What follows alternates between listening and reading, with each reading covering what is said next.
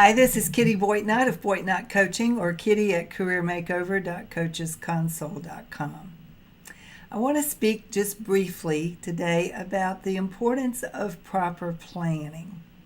This comes to mind for me because I attended a conference this weekend that I won't mention the name of, but I happened to catch it apparently on the one day of the entire conference that was the victim of extremely poor planning.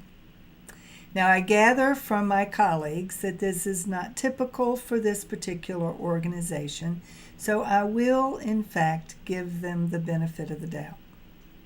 But what it brought to mind for me was the importance of proper planning, and perhaps more importantly, the importance of having a plan B, a plan C, and a plan D. I used to work with a gentleman who always had plan A, plan B, plan C, and plan D lined up. And I used to think that that was a little bit of overkill. Now, I admit I'm not usually a big planner. I am a big organizer. But as far as planning things right down to the detail, I'm not the person to do that. I count on other people who have that talent to do that. There are those people who really get excited about planning things and working out every single detail and knowing how to schedule things so that everything runs like clockwork. And I admire those people because I'm not one of them. But I do appreciate good planning. And what happened on this particular occasion was that when things began to go south, and they went south very, very quickly, there was no plan B. There was no backup plan. And that brought to mind the fallacy in our thinking when we think that everything is going to go the way we planned. Sometimes it does. More often, it doesn't, and that includes our own lives. How many of you have really seriously planned out your life in a meaningful way, and then were able to keep to the plan? Because more often than not, other things get in the way. Events take over. Things that we couldn't possibly have anticipated occur.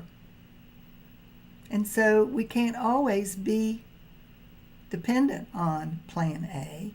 We need a backup plan.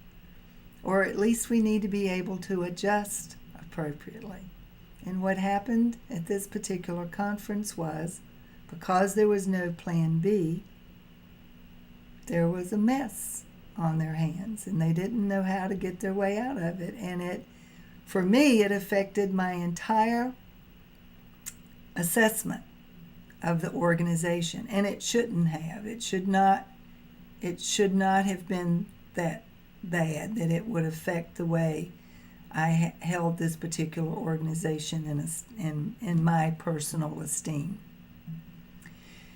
So I'm just offering that if you haven't thought about your plans, things that you want to be planning for, things that are coming up that you might need to have a plan for, then consider not only the plan A that you may be putting together, but have a backup plan just in case.